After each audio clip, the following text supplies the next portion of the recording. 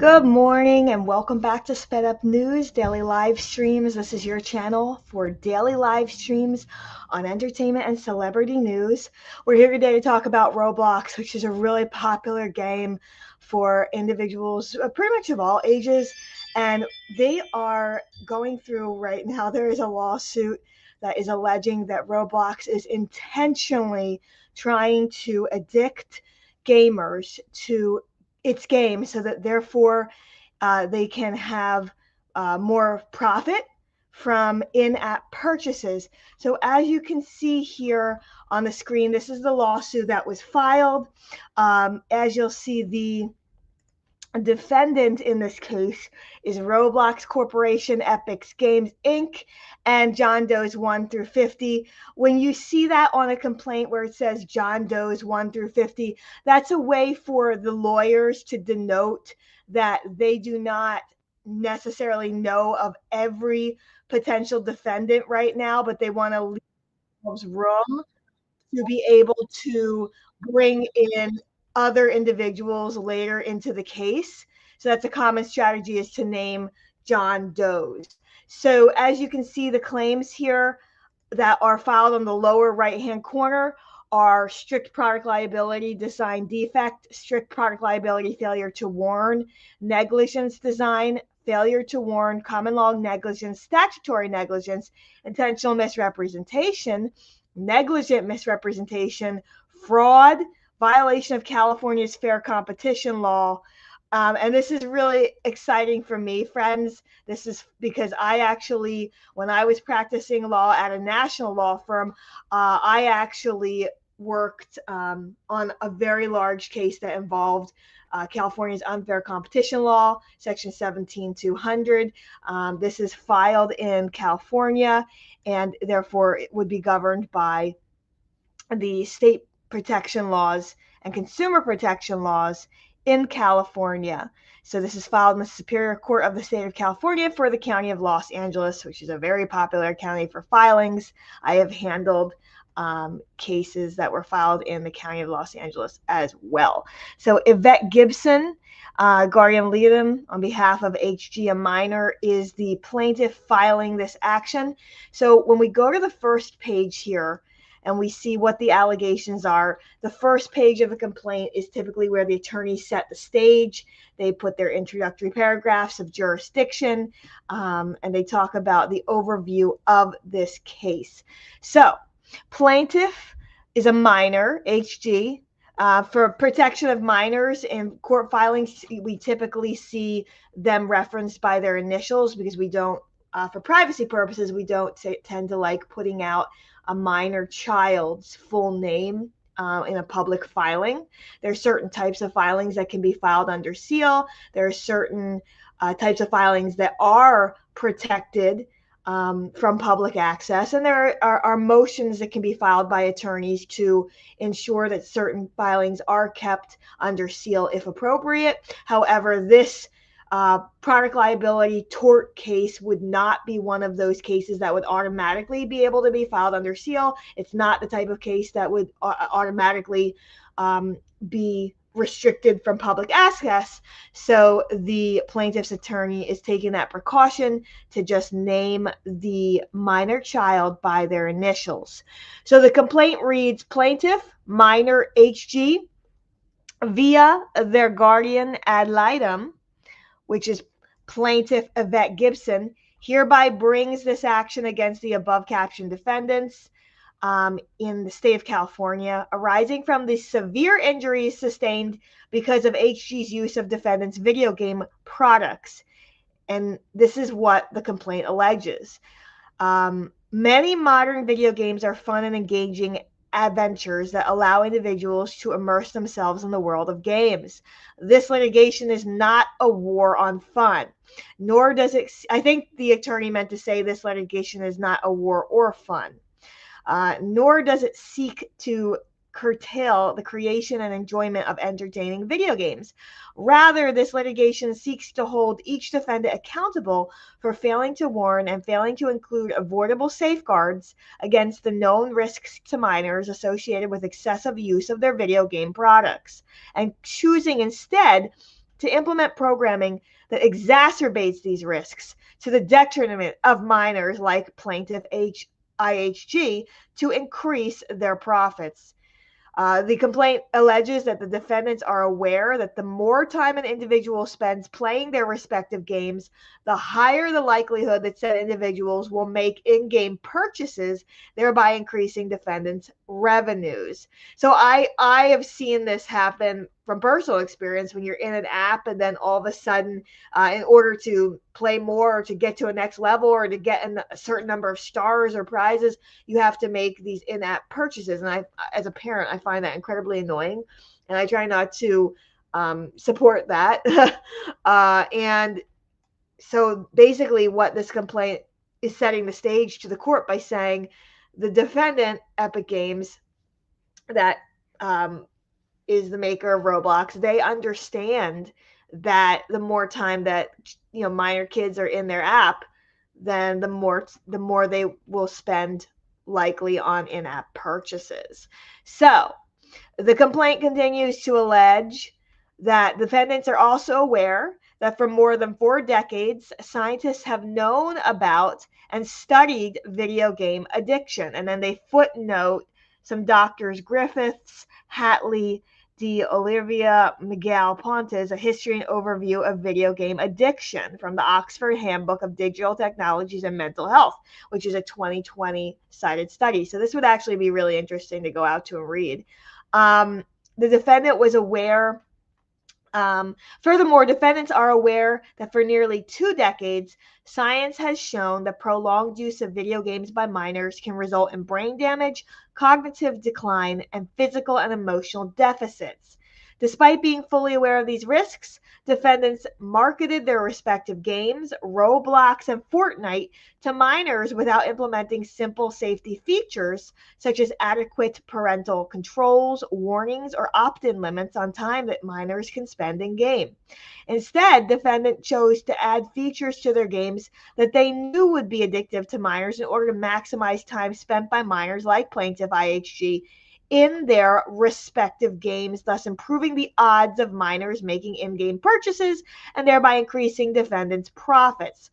Rather than taking necessary steps to mitigate the known risks associated with prolonged exposure of minors to video games, the defendants intensify the problem by causing and profiting from youth addiction. And then they footnote addiction as defined in the seminal article Addictive Behaviors at Ecology and Treatment, published by the American Psychological Association in its 1988 annual review of psychology, is, quote, a repetitive habit pattern that increases the risk of disease and or associated personal and social problems. Addictive behaviors are often experienced subjectively as loss of control. The behavior contrives to occur despite volitional attempts to abstain or moderate use. These habit patterns are typically characterized by immediate gratification, short-term reward, often coupled with delayed deleterious effects, long-term costs. Attempts to change an addictive behavior via treatment or self-initiation are typically marked with high relapse rate. So this is really interesting. The plaintiffs here are setting the stage, and they're saying that this is addicting. Video gaming is addicting. They're citing to some articles by doctors and some studies. They are basically setting the stage by alleging that Roblox is engaged in encouraging these minors to be addicted to their product so that they can profit from the minors' downfall. So defendants' strategies have been extremely lucrative, states the complaint. As a result of defendants' inclusion of addictive features in their respective games, here Roblox and Fortnite, they have collectively generated billions of dollars while causing and or contributing to a public health crisis for minors suffering from addiction to and disordered use of video games. While there are countless video games on the market, many with similar game design and warning failures described herein. Defendants and their respective games, Roblox and Fortnite, have unique impacts on minors. As explained below, defendants' marketing strategies specifically target youth. Accordingly, defendants' games, Roblox and Fortnite, are often among the first online video games children play, and the catalyst to an addiction cycle and disordered relationship with video games. As set forth below, because of defendants' marketing efforts, Roblox and Fortnite were among the first online video games played by plaintiff IHG.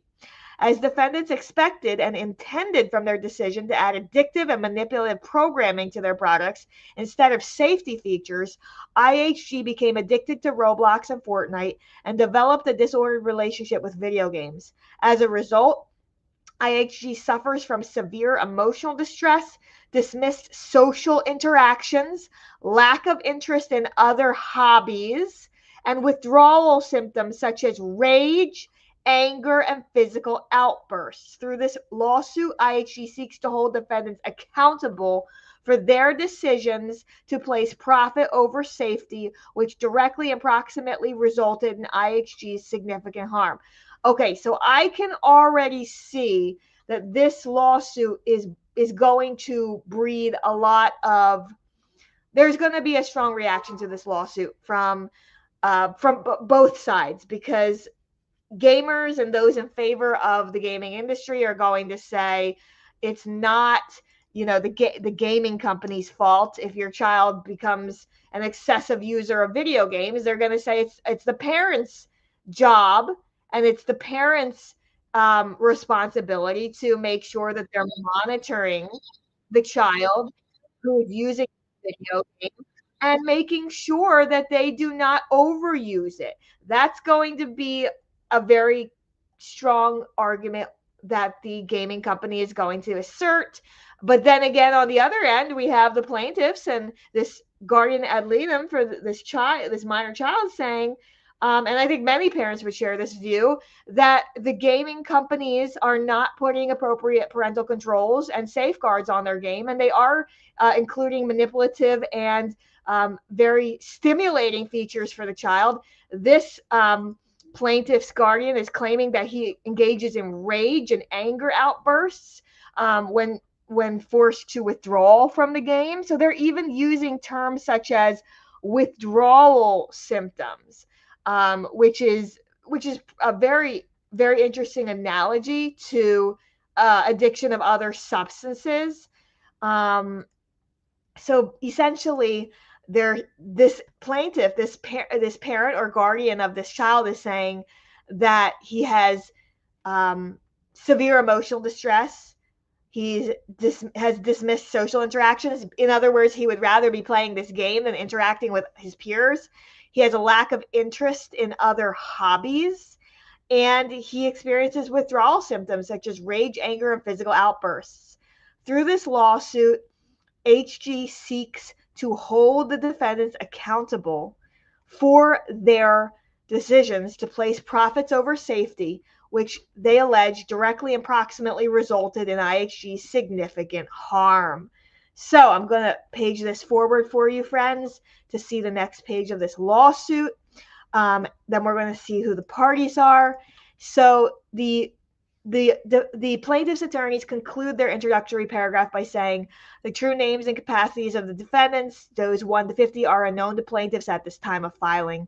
Therefore, they sue said defendants by fictitious names. And we talked about that, that basically this is the way that the plaintiff's attorneys can assure that if other unknown defendants are discovered to be involved later on, they can amend their complaint and name them at a later time. Plaintiff is informed and believes that thereon alleges that each of these fictitiously named defendants are responsible in some manner for the occurrences alleged hereon, and that plaintiff's injuries and damages set forth herein were proximately caused by such fictitiously named defendants. So to break this down for you, the reason why they're using that type of language about proximate causation and that the injuries were caused by and suffered damages is that there are certain elements of a tort claim.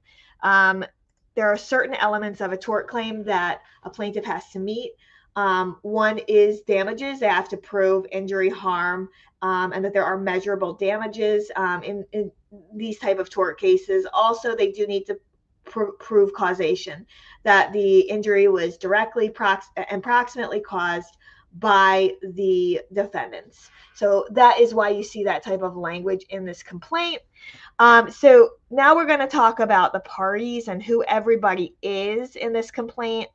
Plaintiff Yvette Gibson is and at all times relevant to this action was a citizen and resident of the state of California whose principal place of residence is Los Angeles County, California. So they have to allege these jurisdictional type averments to be able to have filed suit properly in this California court, County of Los Angeles. So they're basically saying that Yvette Gibson, the plaintiff who's filing this lawsuit, has sufficient contacts with Los Angeles County and the state of California in order to be justified and able to avail herself of use of the California courts. Plaintiff Yvette Gibson is the mother of IHG, and she serves as IHG's guardian ad litem and representative in this lawsuit. Plaintiff IHG, a minor, is and at all times relevant to this action, was a citizen and resident of the state of California with a principal place of residence in Los Angeles County. IHG is 12 years old at the time of filing this lawsuit. So he's a preteen. He or she, we don't know if it's a boy or girl, but IHG is 12 years old, which is a pivotal point in puberty and adolescence. And his mother is saying he's suffering these social consequences of being addicted to this video game. He's experiencing emotional distress, withdrawal symptoms. So this is really sad all around. These allegations. IHG began playing video games and using defendants' products, Roblox and Fortnite, at approximately 8 years old. Since that time, IHG has used or continues to use defendants' products at an increasing, uncontrollable, compulsive, and/or addictive pace. IHG has been injured and damaged and continues to be injured and damaged as a result of IHG's use of and addiction caused by IHG's use of defendants' defective products. Defendant Roblox Corporation, Roblox Corp, is a Delaware corporation with principal place of business in San Mateo, California. So let's move forward and learn more about Roblox Corp. So this complaint states that Roblox Corp is a video game developer and publisher who at all times material hereto designed, developed, tested, patented, assembled, manufactured, published, packaged, labeled, prepared, distributed, marketed, supplied, and or sold its video game and platform Roblox, either directly or indirectly to members of the general public within the state of California, including to IHG. The defendant Epic Games, Inc., is a Maryland corporation with principal place of business in North Carolina. Epic Games is a video game developer and publisher who at all times material hereto designed, developed, tested, patented, assembled, manufactured, published, packaged, labeled, prepared, distributed, marketed, supplied, and or sold the Fortnite video game series and platform either directly or indirectly to members of the general public within the state of California, including to plaintiff IHG. So then we talk about jurisdiction and venue. The suit alleges causes of action seeking relief arising under the laws of the state of California. And the jurisdictional section is pretty much very legalistic in nature. In other words, they need to be able to assert that there is enough contact with the state of California that would justify use of the California courts, as I had explained earlier. So they are asserting, for example, that plaintiff IHG is from the state of California as a result of defendant's contact with California. Plaintiff purchases and or downloaded defendant's games in California. The plaintiff played the defendant's games and subsequently developed an addiction to these games in California. And plaintiff suffered severe harm as a result in California. So the general factual allegations are, in 2023, 65% of Americans of all ages played video games every week. And they're citing Crosby Armstrong, video games remain America's favorite pastime with more than 212 million Americans playing regularly. So that's an article that they are citing to. And they're saying, In 2023, 65% of Americans of all ages played video games every week. In 2024, experts reported that roughly 85% of teenagers say they play video games, with 97% of boys and 73% of girls reporting video game usage. Further, more than 90% of children older than 2 years old play video games, and children 8 to 17 years of age spend an average of 1.5 to 2 hours daily playing video games. This research dramatically emphasizes the idea that video game usage has become fundamental in the life of an American child. Extensive video game usage damages adolescent brains. That's the allegation in this complaint. For almost 2 decades, research on the interaction between video game usage and the adolescent brain has shown that extensive usage has a severe impact on the adolescent brain, including loss of gray matter, which leads to severe physical and mental effects on the child. Many of these effects are indicators or consequences of internet gaming disorder, IGD, which is the addiction to video gaming. So that's very interesting. They're saying that there's actually a diagnosable disorder called IGD, which is related to excessive video game use. And it is a full disorder called internet gaming disorder, which is the addiction to video gaming. Very interesting. So the plaintiff in this case goes on to allege research on the impacts of video game usage includes studies about the role that dopamine plays in the brain during gameplay. Video games can and do cause an intense dopamine release in the user that is similar in magnitude to that experienced by substance abuse or gambling. Dopamine is a neurotransmitter made in the brain that acts as a chemical messenger that communicates messages between nerve cells in the brain, as well as between the brain and the body. Dopamine serves as the brain's all-important reward center, and in addition plays a critical role in several body functions, including attention, mood, pleasurable reward and motivation, sleep, learning, and movement. The release of dopamine causes demonstrable physical, mental, and emotional responses in the human brain and body. This is especially true in minors, and particularly neurodivergent minors whose brains are still developing. Increased dopamine releases can lead to withdrawal symptoms, including anger, irritability, or physical outbursts when the game is made unavailable. So this is actually really interesting. They're talking about the dopamine and the science behind addiction in general, but also specifically behind video game addiction. And they're saying that, hey, video game addiction can be just as powerful as substance abuse or gambling addiction. And they're saying that neurodivergent minors, meaning minors who have certain neurodivergent conditions such as autism, ADHD, are at higher risk for these video game addictions. So the repetitive release of dopamine creates, reinforces, and strengthens a dysregulated or dopaminergic neural pathway that propels the user to hyper-focus on using the products more and more, first at an increasing rate, and then with compulsive desire until the impulse to use the products develops into a disordered use or addiction. So basically they're saying it causes the child or the user to hyper focus on use of the products.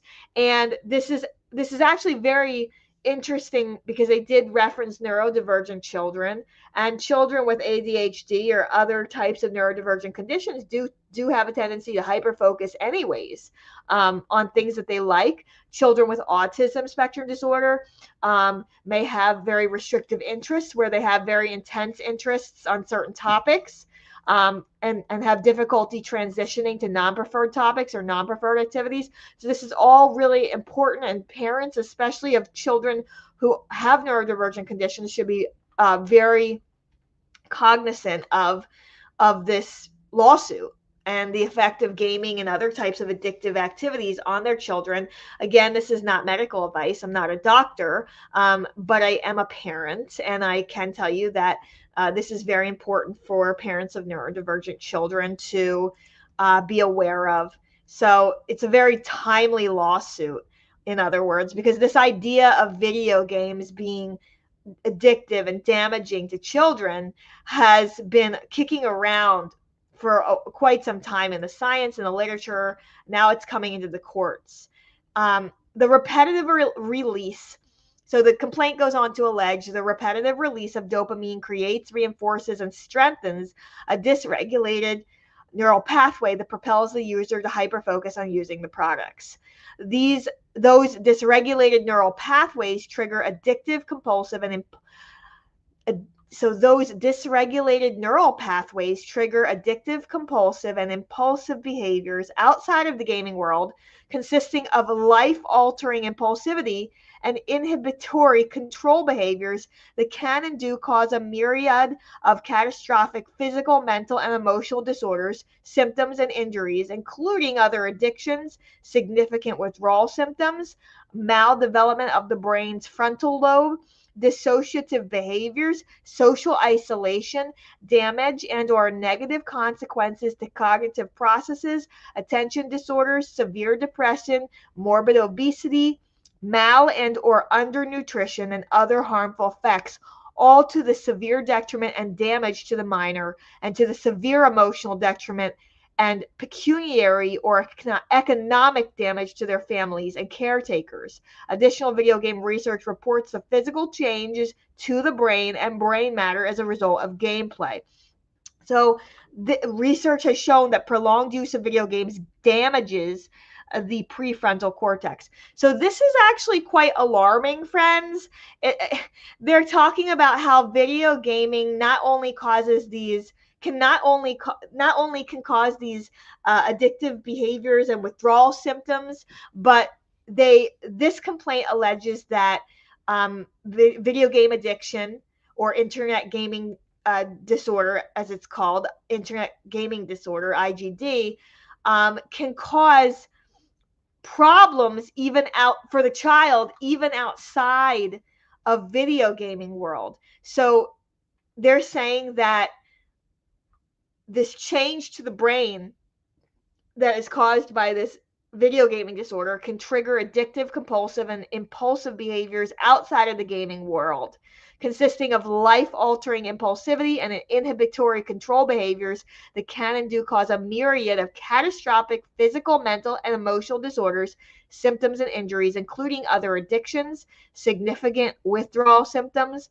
maldevelopment of the brain's frontal lobe, dissociative behaviors, social isolation, damage and or negative consequences to cognitive processes, attention disorders, severe depression, morbid obesity, mal and undernutrition, and other harmful effects, all to the severe detriment and damage to the minor, and to the severe emotional detriment and pecuniary or economic damage to their families and caretakers.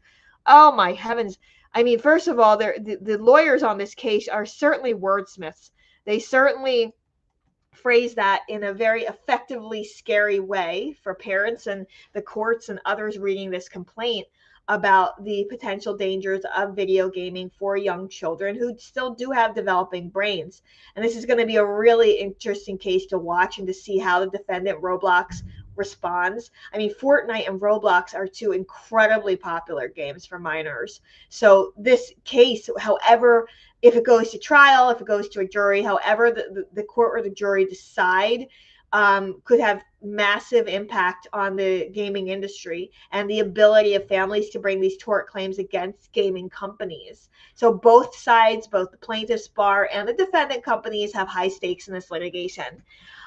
So going back to the complaint here, we're going to go on to the next page, where the complaint continues to allege that research has shown that prolonged use of video games damages the prefrontal cortex and the pretextual cortex of the user, causing a loss of gray matter, lower cognitive function, and an inability to regulate impulse control. So research has also concluded that such use of video games may lead to negative effects like stress, aggressive behavior, verbal memory deficiency, depression, lowered cognitive abilities, sleeping disorders, anxiety, and behavioral addiction disorders. Clinical evidence has shown that users addicted to online games experience biopsychological symptoms and complications, including symptoms traditionally associated with substance abuse and addiction, such as hangovers, changes in mood, adaptability, withdrawal, conflict, and recurrence symptoms. Empirical studies indicate that gaming disorders are associated with detrimental health-related outcomes. So that's really interesting. This complaint is citing to studies, it's citing to research that indicates that gaming and the excessive use of games, video games, is linked to negative health incomes. So again, this is definitely something that parents should be cognizant of. Imperial studies indicate that gaming disorders are associated with detrimental health-related outcomes. Brain imaging studies have shown that use of video games negatively affects the brain. Brain imaging studies have shown that use of video games negatively affects the brain regions responsible for reward, impulse control, and sensory motor coordination. Interesting. Other studies have shown that disordered and/or excessive use of video games leads to negative consequences on cognitive processes, including multi-second time perception, inhibition, and decision making. The prefrontal cortex, the locus of judgment, decision making, and impulse control, is still developing and undergoing major reorganization during adolescence. This region of the brain does not reach maximum capacity until the age of 25 to 30.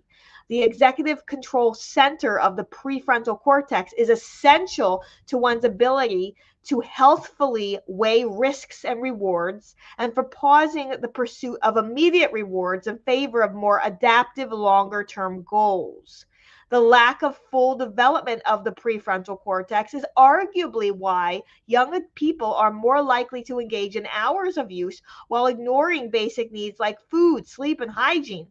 That's an interesting point. Like, there are like jokes about how like gamers who are like so focused on their games, they will go on these like 24-hour or longer binges of gaming. Some people go live on Twitch for like 24 hours. I mean, this complaint is bringing up things like the fact that sometimes gamers will ignore their own basic necessities, like taking care of their hygiene, having food, having sleep, and that's concerning as well. So without mature frontal lobes, minors are less able to weigh potential negative consequences and curb potentially harmful behavior like excessive use of video games, which further impacts frontal lobe development. So now let's move on to the next page here where the complaint has a graphic of the brain. And I really do like the plaintiff's attorney's approach here.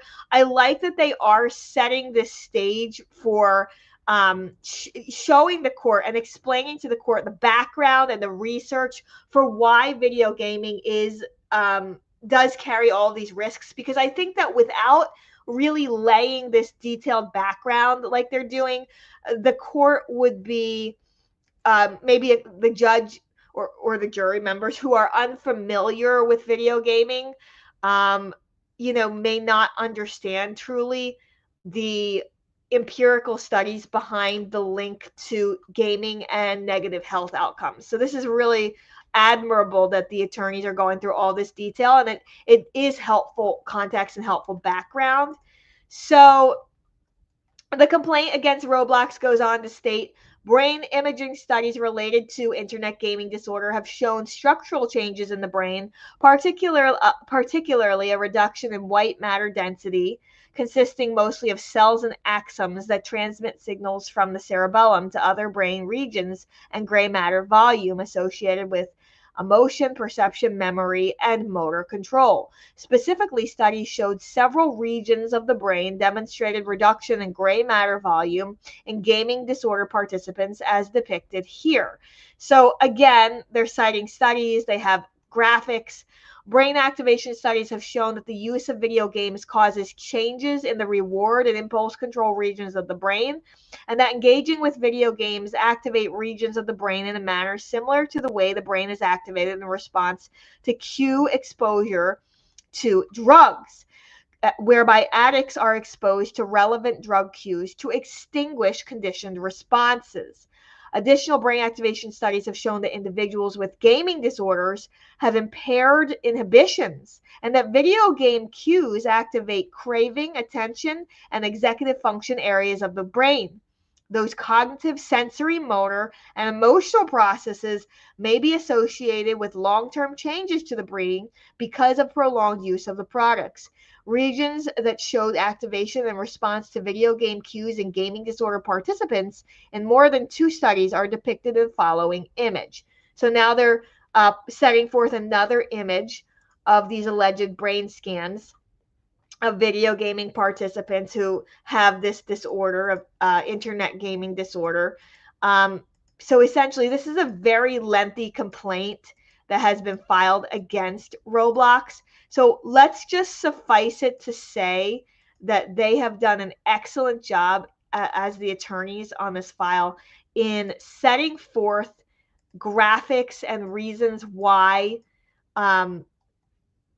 basically they're laying the foundation. The attorneys are setting the stage for why they are alleging that Roblox should be held responsible. So they go on to talk more about structural studies of the brain, about research, about kids with ADHD. So research has shown that a neurodivergent minor with a diagnosis of attention deficit hyperactivity disorder or autism spectrum disorder is at a higher risk of developing video game disorder or addiction, which can worsen one's ability to control impulsivity and result in brain damage. Research has shown that while use of video games may foster creativity in some minors, such potential benefits are outweighed by the risk of developing addiction or disordered use of video gaming products, which typically develops swiftly in minors and neurodivergent individuals. This is particularly true when the products incorporate addictive and manipulative tactics, as well as other problematic psychological programming. So they talk about gaming addiction in more detail and that it is a recognized and diagnosable condition. And it's important, it's very important that they do this and that they set the stage, because a lot of parents as well, a lot of people may discount addiction and say, may discount gaming and say, oh, that's not an addiction. That's not like using a drug or gambling. But there's studies that are linking it to being detrimental, just as those other addictions are.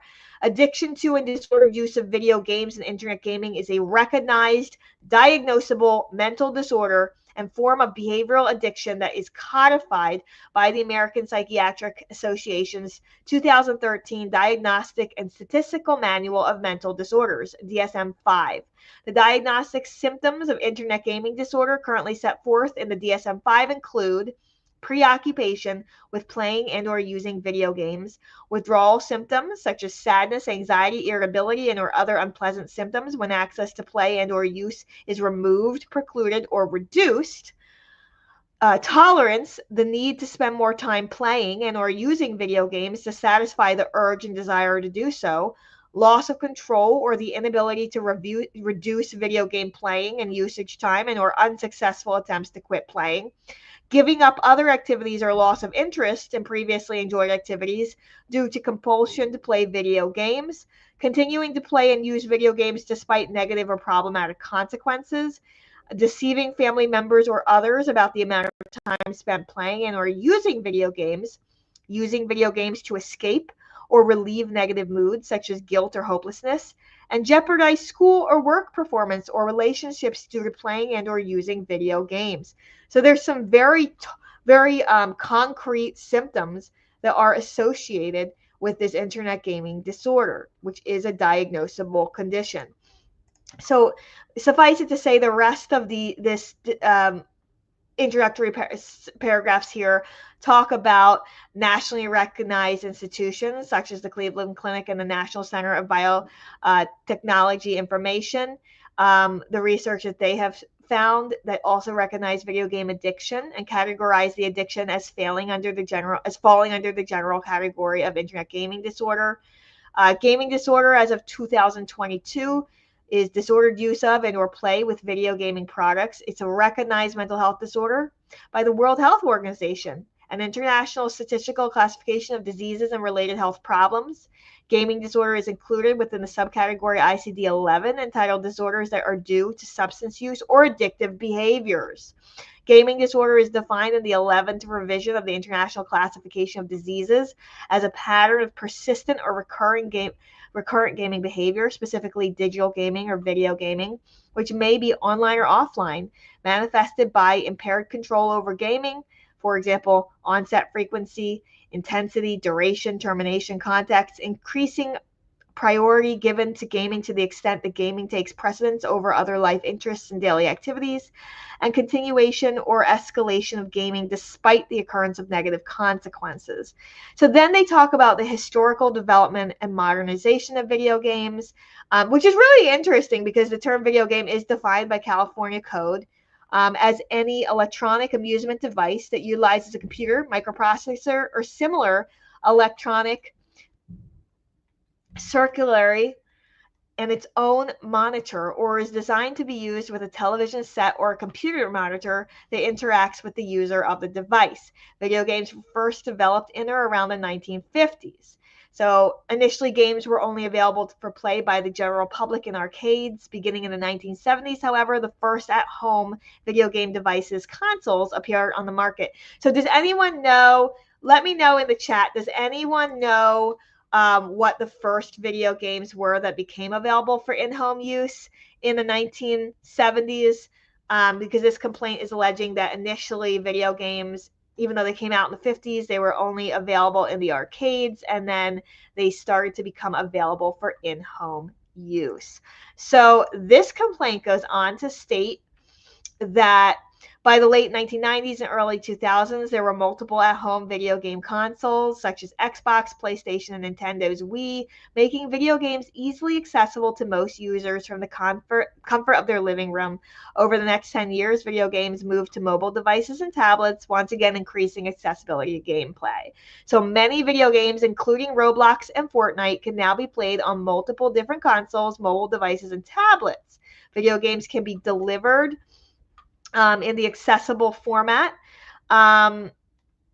So video games can be delivered to those consoles, mobile devices, and tablets in several diverse ways, such as physical discs, digital downloads, online gaming networks, and cloud gaming services.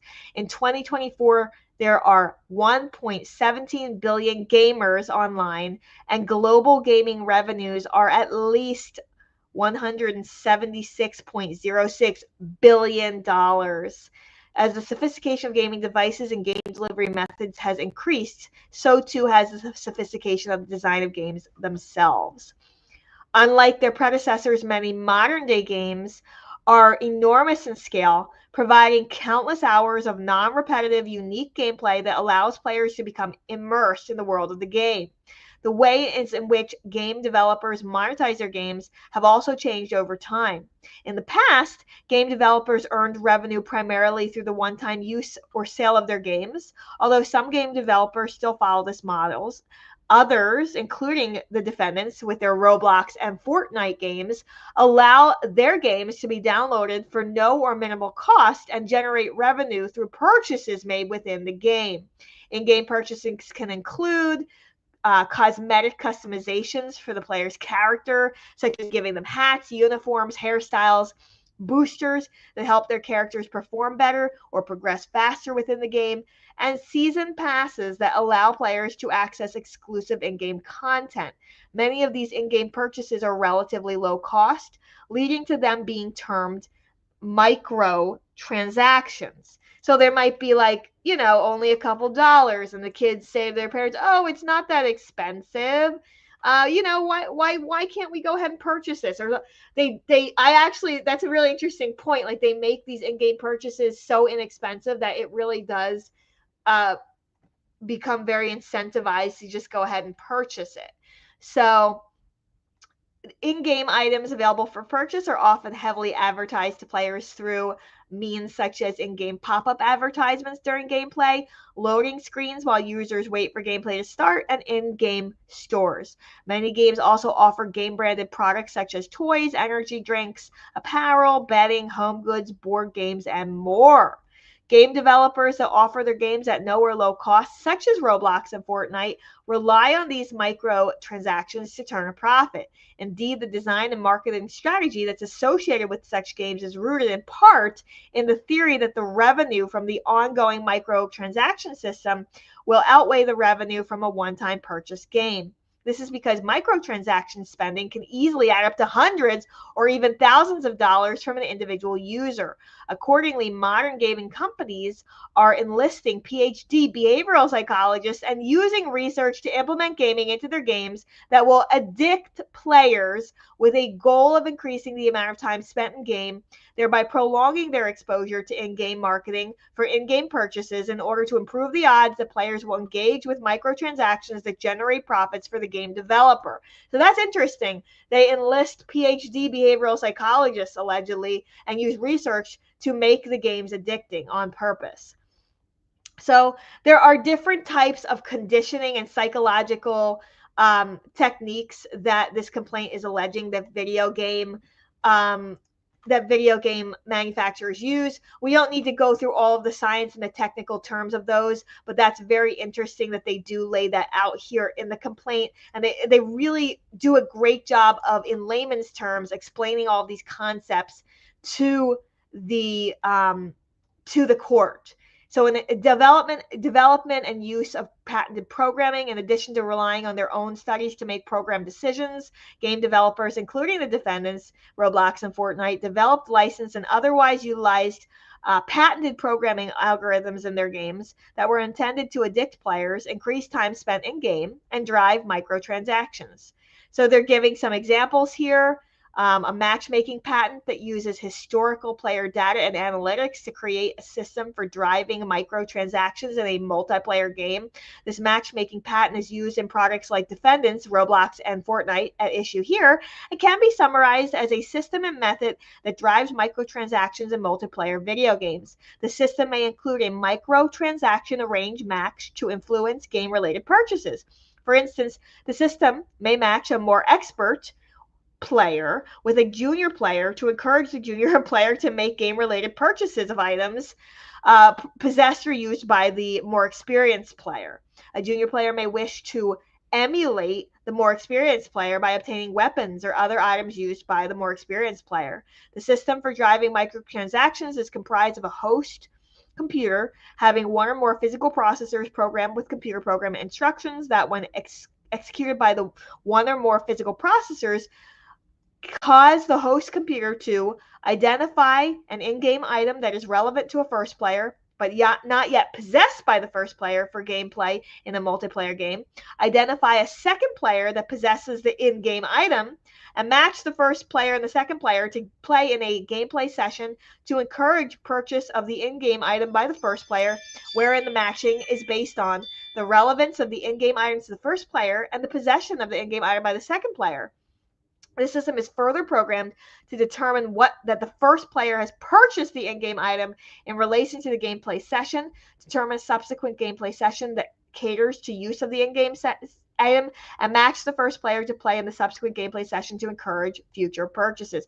So wow, they're talking about all these different patented methodologies that Roblox and other game manufacturers allegedly use to addict players. And that's kind of scary that there's like these matchmaking techniques where one player, the algorithm first sets forth to detect a player where a particular item is relevant to that player but doesn't have that item yet, and then find a second player who already possesses that item and then match them up to encourage the first player to make that purchase. Then there's also a user spend parameter value. This patent utilizes a user spend parameter value to determine which users should be provided with access to an exclusive virtual section of the online game, such as a virtual shop. that is presenting high-end or expensive virtual items. This prevents the game from losing the opportunity to extract additional value from users inclined to spend money. So, oh my gosh, so there's all of these different patented procedures and methodologies that this complaint goes into in depth. We don't need to go through everything here, but suffice it to say, there's a lot of techniques that game companies use to allegedly try to addict users to their products. Upon information and belief, the complaint alleges many game developers, including each defendant, licenses one or more of the above technology patents and or other patents similar thereto and incorporates said technology into their respective video game products with the intention of creating addiction and profits. Okay. So again, the complaint goes into much more detail here about the alleged technologies that are being used, the operant conditioning and psychological techniques. So we don't need to go through every single allegation in the complaint, but I want to actually get you to the Roblox gameplay basics that the complaint is alleging, because Roblox is such a popular game. Let's learn the way what this plaintiff's attorney is saying about Roblox. So the complaint alleges that Roblox is a video game and platform that was developed and published by Roblox Corp. The game was released in September of 2006. So this is a relatively established game. It was developed in 2006, it says. So it was released in 2006. At present, Roblox has 88.9 million daily active users and over 217 million monthly active users. More than 45% of the consumers playing Roblox are under age 13. So more than half of the consumers that are using Roblox are under 13. That's obscene, friends. So that means that billions of people, I guess, billions of users are, millions of users are under 13. So I want to say this again. At present, Roblox has 88.9 million daily active users and over 217 million monthly active users.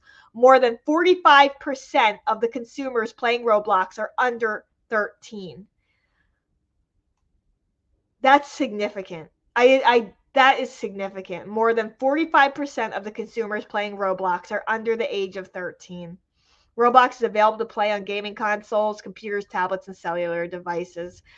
Roblox is an online game that is free to download and play, making it easily accessible to all users, including minors. Individuals that wish to play Roblox must create a Roblox account. So moving forward, the next part of the complaint alleges that Roblox, in order to create a Roblox account, individuals must include a birth date, username, and password. Users of any age can create a Roblox account, though users cannot enter a birth date for any year after 2019.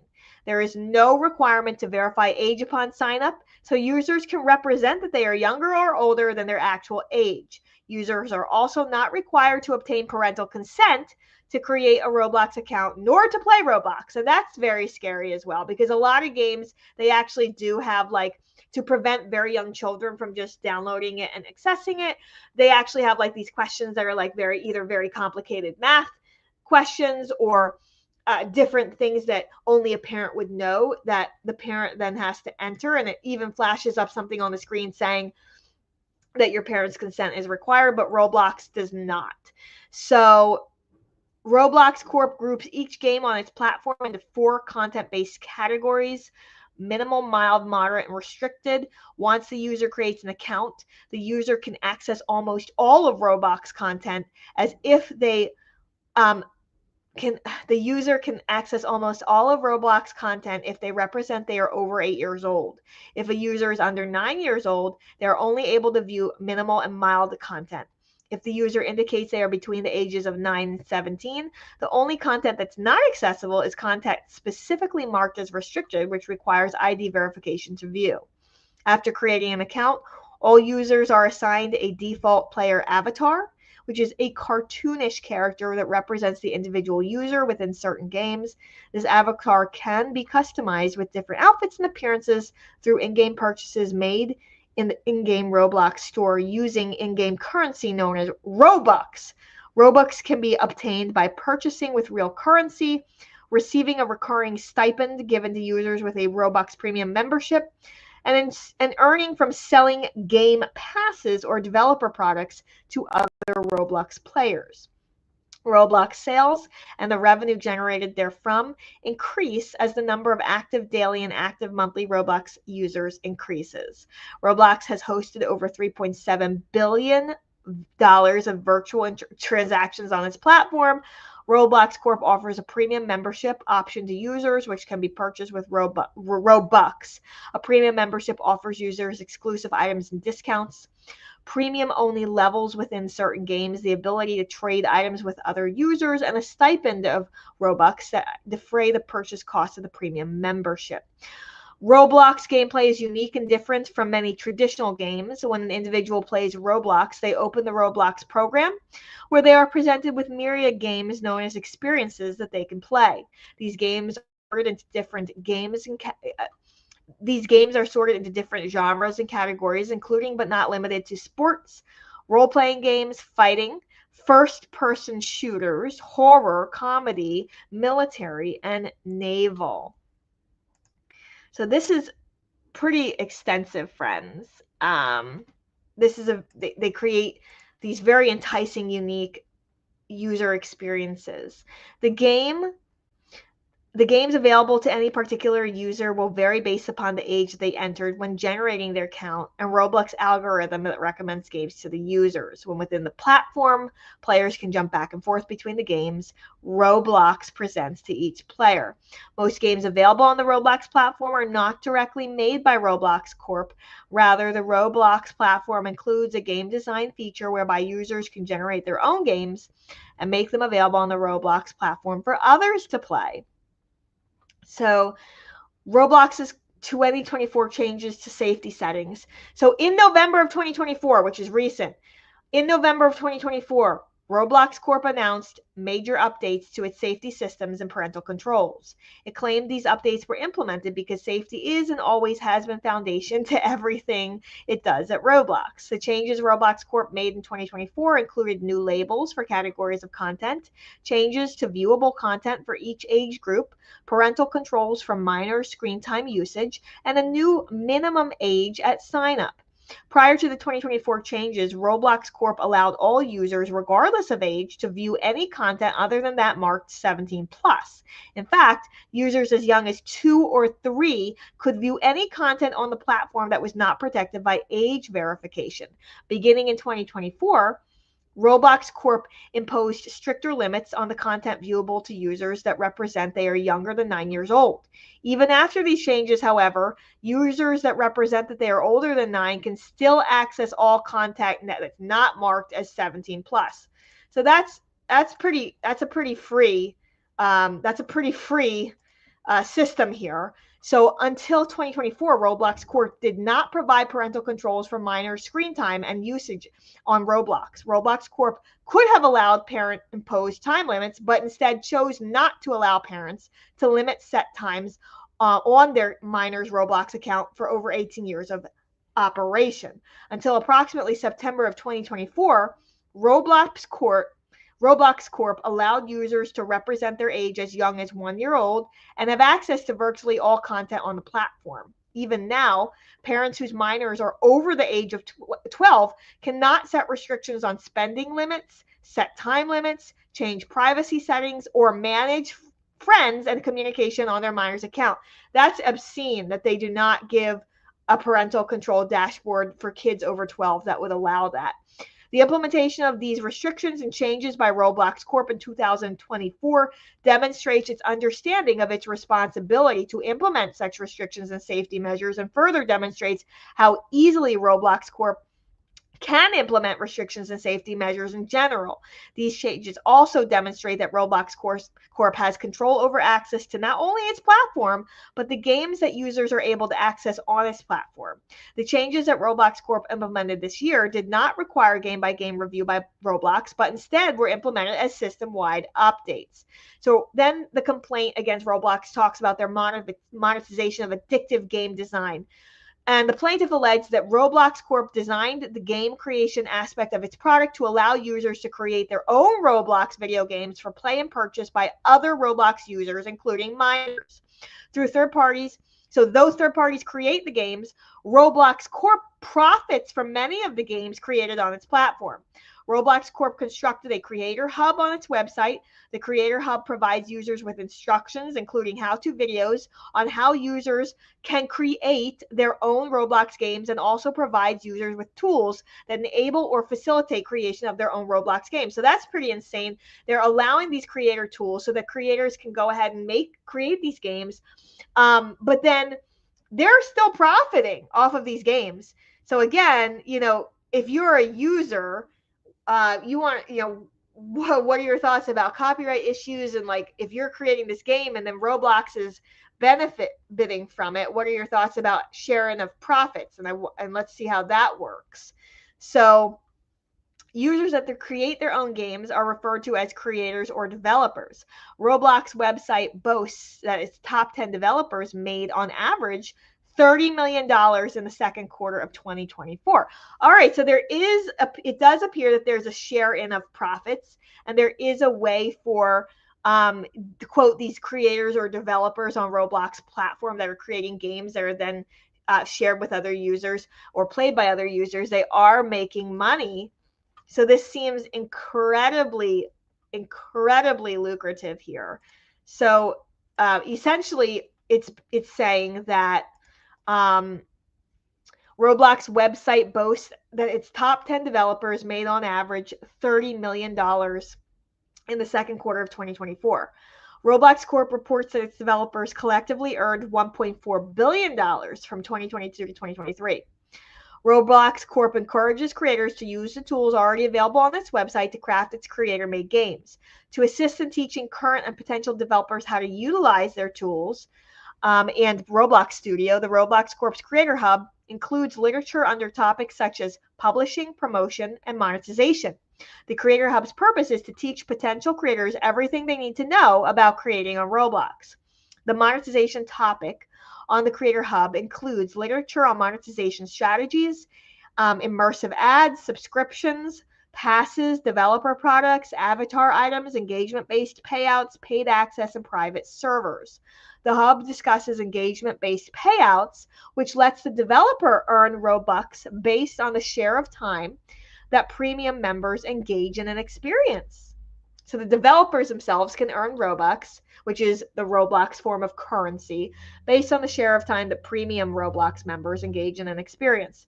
Roblox Corp's Creator Hub encourages developers to keep other users playing their games for as long as possible to increase the developers' profits and, in turn, Roblox Corp's. So, in other words, they're encouraging these developers to, they're giving these developers large monetary incentives to use incentives that would encourage addictive game playing and encourage excessive game playing to keep these players on Roblox platform for as long as possible. The Creator Hub provides instructions on how developers can access their payout data, which will help a developer understand what factors drive premium subscribers to their experiences. Analytics on the website provide data and insight to grow a developer's audience. So interesting. It's like these developers on Roblox, they have like their own ecosystem of followers. So that's interesting. Next, one of the tools that is featured on Roblox's Creator Hub is a Season Pass. As described above, a Season Pass allows players to pay real-world money to obtain access to exclusive items that are available to be purchased for a limited time through points that are earned during gameplay. Roblox Creator Hub encourages the use of season passes to motivate players to continue playing developers' games, create a sense of urgency regarding items offered by the season, and create anticipation for the next season to keep players coming back.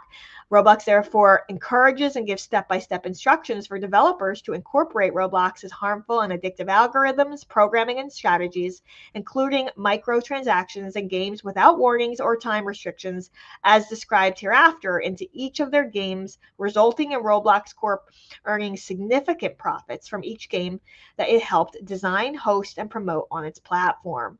So Roblox specifically markets to minors, yet lacks adequate safety features, as the complaint continues to allege. It spends hundreds of millions of dollars to meet it. So basically, Roblox states that, so instead, Roblox Corp provides users, potential users, and guardians false assurances of safety. So they're saying that Roblox does not adequately inform users of the inherent risks that are involved with using and playing Roblox, or that the product was designed to make users play more to their potential harm, and instead they give false assurances of safety, is what the complaint is alleging. So moving on, they're giving some examples of statements that Roblox makes that they feel are false representations to the public. They say that while Roblox does feature some parental controls, almost all of these parental controls can only be applied to minors' accounts if the minor is under 13, despite Roblox Corp's alleged desire to create one of the safest online environments.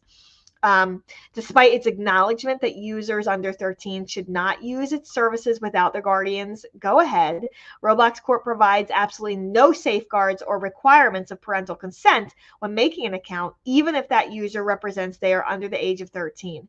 Further, this instruction regarding parental permission does not reasonably coexist with Roblox Corp's acknowledgement that its game was created for children.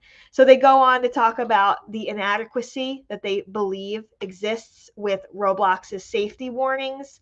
Further, it says, additionally, Roblox Corp only allows a parent to enable parental controls through their minor's account. To engage with, change any parental control settings, or link a minor's account to theirs, the parent must first know that the account exists and subsequently know the login information of their minor child. Until 2024, Roblox Corp did not provide parental controls for minor screen time and usage on Roblox. Roblox Corp could have allowed parent-imposed time limits, but instead chose not to allow parents to set time limits on their users' Roblox account. Roblox Corp could, but does not allow any users to set self-imposed time limits on their Roblox account. Once a user reaches the age of 13, parents can no longer impose parental controls on their minor's account. This is problematic, and I do think that through this court process, Roblox is going to have to come to terms with the fact that there are some deficiencies in their safety warning. So Roblox was designed with intentionally placed addictive features. So they go on to talk more in depth about that. They say that Roblox Corp admits to consulting child development experts for aspects of game development. They're consulting with behavioral psychologists to see how can we make this game more addicting. That's the allegation. Next, moving on. They designed Roblox with addictive properties to take advantage of the chemical reward system of a user's brain, especially a minor or neurodivergent person, to create addictive engagement, while knowing that abuse, compulsive use, and addiction in minors and neurodivergent individuals can lead to brain damage and injury, including but not limited to dissociative behavior, withdrawal symptoms, social isolation, negative consequences on cognitive processes, and other harmful effects. So they're claiming that Roblox Corp did not inform the public that it designed Roblox with addictive psychological features to keep users playing more often and for longer periods of time, while knowing that abuse, addiction, and compulsive use by minors and neurodivergent individuals can lead to injury. They're alleging that Roblox Corp designed Roblox with addictive psychological features to keep users playing more often and for longer periods of time, while knowing that abuse, addiction, and compulsive use by minors and neurodivergent individuals can lead to brain damage and injuries, but conceal this information from the public and product users, including the plaintiff IHG. So Roblox Corp allegedly misrepresented Roblox as safe for use by minors and neurodivergent individuals, while knowing it had been designed and developed with addictive psychological features to keep users playing Roblox more often and for longer periods of time, and while knowing that abuse, addiction, and compulsive use by minors can lead to injury, such that Roblox poses significant risk of harm to users. So these are the allegations. And then the complaint goes through the exact same things for Fortnite.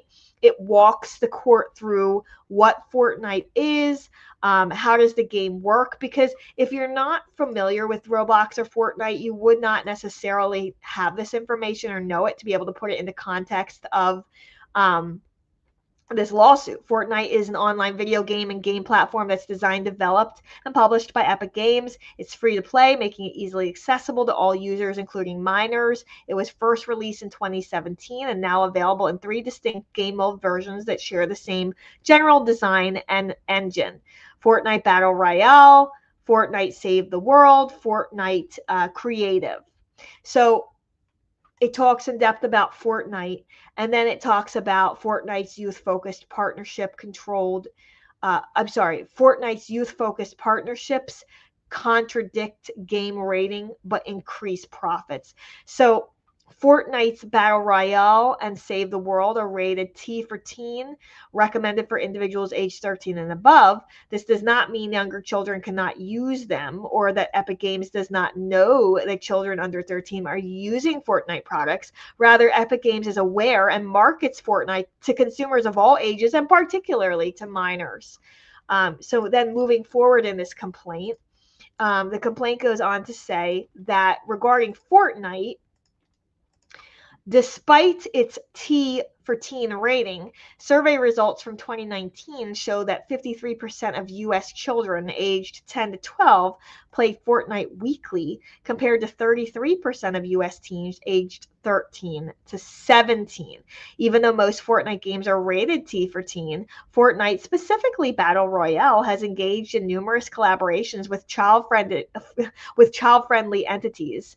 So this is important. So even though most Fortnite games are rated T for teen, Fortnite, specifically Battle Royale, has engaged in numerous collaborations with child-friendly entities such as Disney, Lego, Marvel, Nerf, Air Jordan, DC Comics, Pac-Man, the NFL, Ninja, Rocket League, Ghostbusters, Star Wars, Tron, Neymar Jr., the NBA, LeBron James, Ariana Grande, Naruto, Naomi Osaka, Indiana Jones, Dragon Ball, Spider-Man, Batman, TikTok, The Nightmare Before Christmas, Wreck-It Ralph, Lewis Hamilton, Teenage Mutant Ninja Turtles, Nike, Pirates of the Caribbean, and more. Most, if not all, of these collaborations are geared towards a wide audience that unmistakably includes minors under the age of 13. Many young children with Disney movies play with Legos or listen to the music of pop stars like Ariana Grande.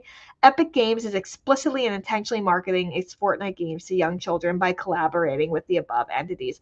I mean, that's a fair statement. When you're doing all of these collaborations with these individuals who are so appealing to children, it is very fair to say that they're targeting children under 13. Fortnite was designed with intentionally addictive features, this complaint alleges.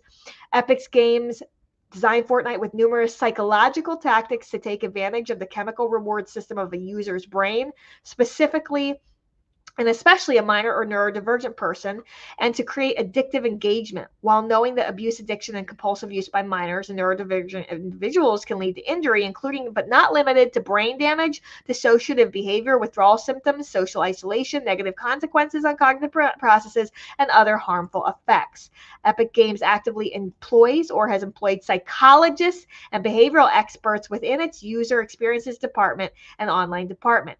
Upon information and belief, Epic Games designed Fortnite in conjunction with psychologists and other behavioral experts to ensure the addiction of minor neurodivergent users. The use of microtransactions or very small purchase amounts within an otherwise free product, a lack of warnings about the harms of youth, no self-imposed limits on playtime, and other features described in this complaint are all examples of Epic Games employing these psychological tactics. The plaintiffs claim that Epic Games failed to disclose that it designed the Fortnite products with numerous psychological tactics to take advantage of the chemical reward system of a user's brain, especially a minor neurodivergent person. And they allege that Epic Games knew that its Fortnite products contained an inherent risk of abuse, addiction, and compulsive use by minor, and the harm that arises herein. But instead of describing and disclosing the harm, they claim that Epic Games marketed Fortnite as educational and safe for use by minors inside and outside the classroom. That would be interesting to see. Did they, friends, let me know in the comments, have you seen advertisements where Fortnite is being advertised as safe use inside and outside the classroom? Are they actually marketing Fortnite as being an educational game? Let me know. So then the next part of the complaint against Roblox and Epic Games talks about Fortnite and it's allegedly deceptive promises about safety and educational value. They're claiming that this is an educational game. So they go set forth all of these allegations here that have been set forth allegedly by the defendants. And on its website, Epic Games even offers free Fortnite lesson plans to educators on subjects ranging from history, geography, and programming. So that's interesting.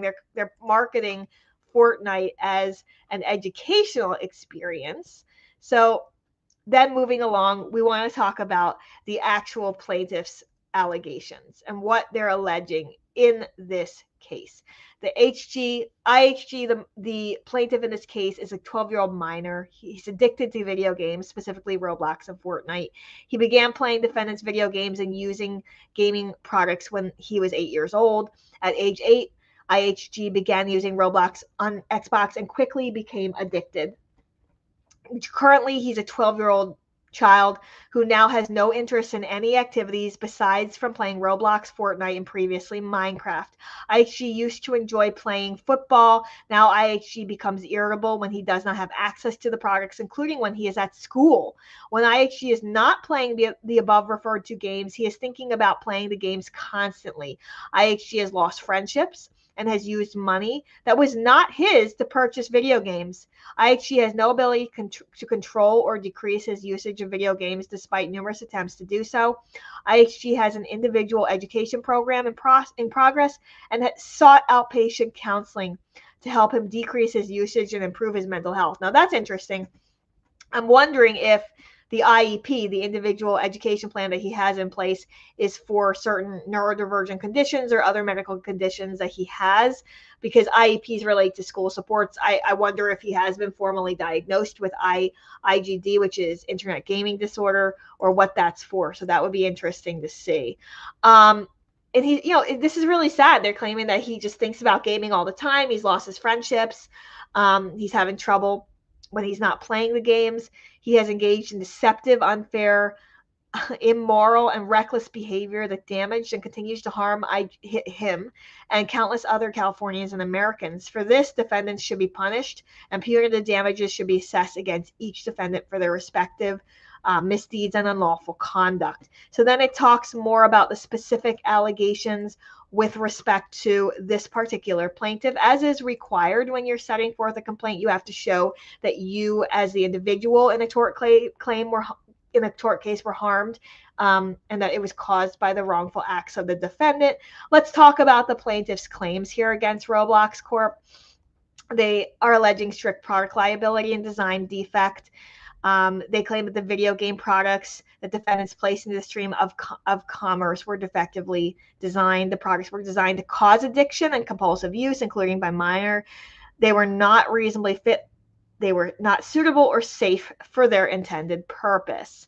That's interesting. We're seeing now a design defect claim being waged against Roblox here. I mean, we've seen design defects claims with respect to other types of products like pharmaceutical products, medical device products, but this is really interesting to go through these complaints in detail. Each defendant could have utilized cost-effective, reasonably feasible alternative designs to minimize these harms, such as by designing their products without the harm-causing features listed above, but they still, while still providing optimal gaming experience.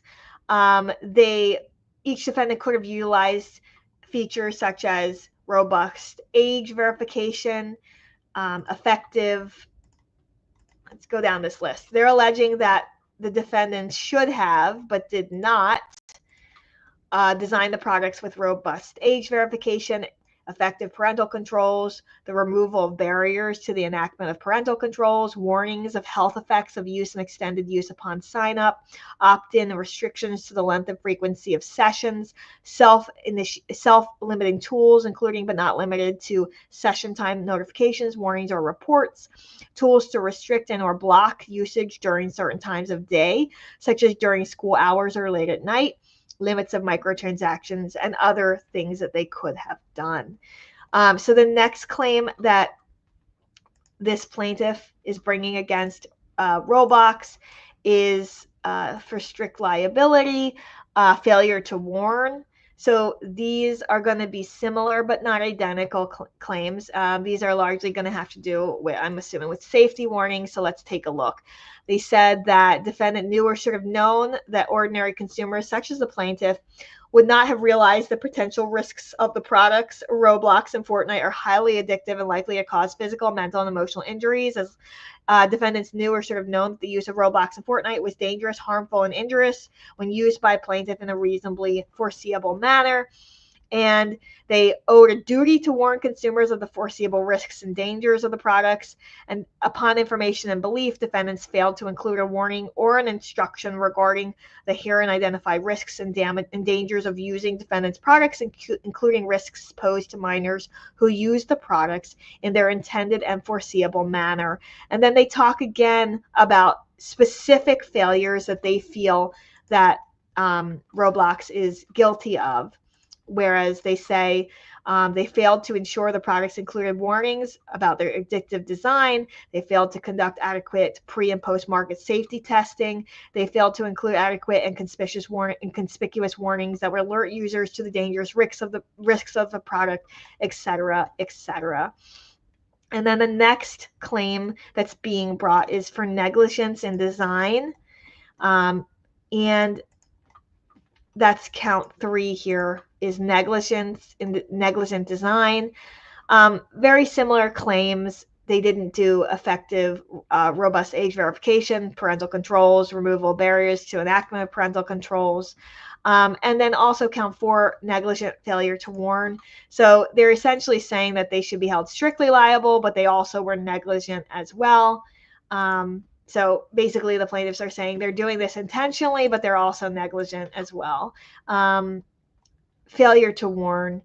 And then let's go down to the rest of the relief sought here. Count 6. Let's see what count 5 was. Count 5, I'm sorry.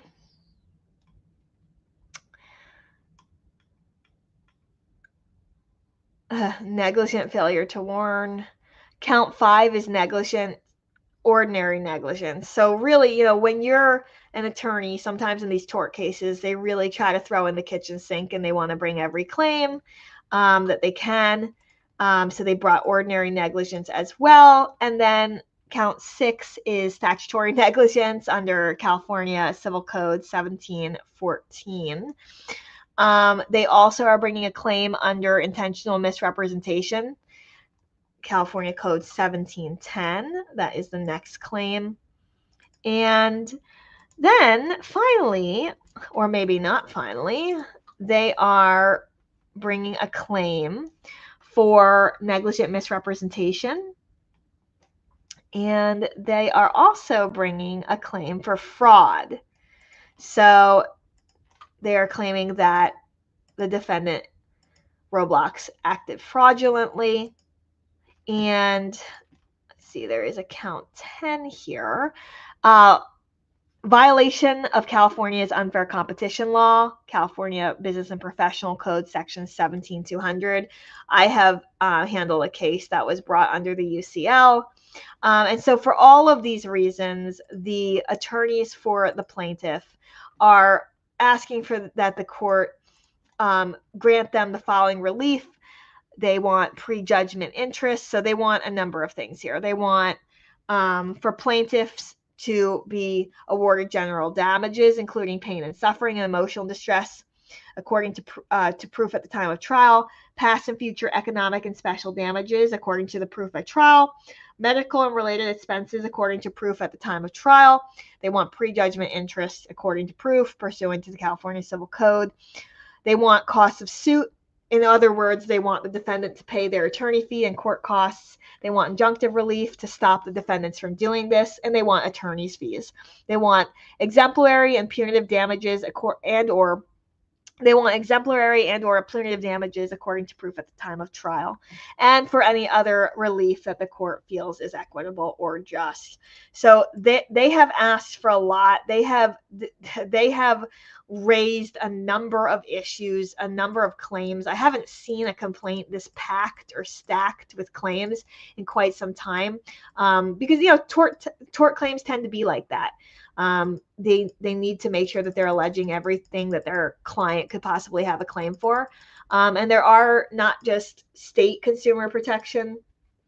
There's also federal. I'm actually a little surprised that we don't see like a federal Lanham Act claim or some other, like they have federal laws that govern unfair competition and also deceptive advertising. So if they're claiming that the advertising is deceptive, I'm surprised we didn't see some false advertising claims, because California actually does have something called the FOUL, the false advertising. So California does have something called the FOUL, which is the false advertising law.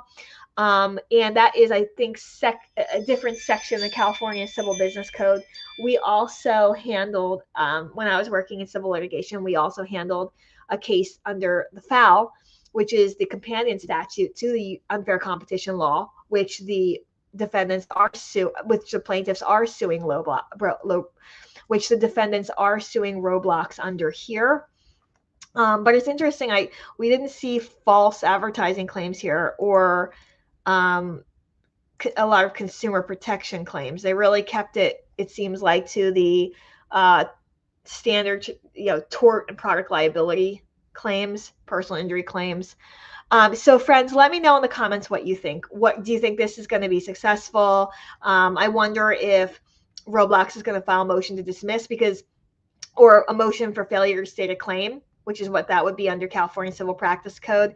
California Civil Rules of Procedure, because you can move to have certain claims dismissed and allege that the plaintiff did not meet their burden or did not set forth these specific required allegations to be able to maintain this lawsuit on those specific claims, and the court can then dismiss some of the claims. So it's interesting to see. It'll be interesting to see how Roblox responds, and I'll continue following this story here on the channel. So again, this is Sped Up News. We come to you live every day with daily live streams on breaking news that impact the entertainment and celebrity space. We've been covering Sean Diddy Combs, all of his federal criminal prosecution, his civil suits from alleged victims. We've been covering the Jay-Z versus Tony Busby lawsuits, and the anonymous accuser who's come forward against Jay-Z and named him. We've also covered the Vanderpump Rules litigation, both Lala Kent's trademark infringement lawsuit and also Tom Sandoval's recent decision to represent himself. So we're going to be covering all of it here. Let me know in the comments what stories that you're interested in seeing, and subscribe to the channel, support the channel. When you subscribe to our channel, you'll be notified of all of our daily live streams. Thanks so much, friends, and I look forward to seeing you guys soon.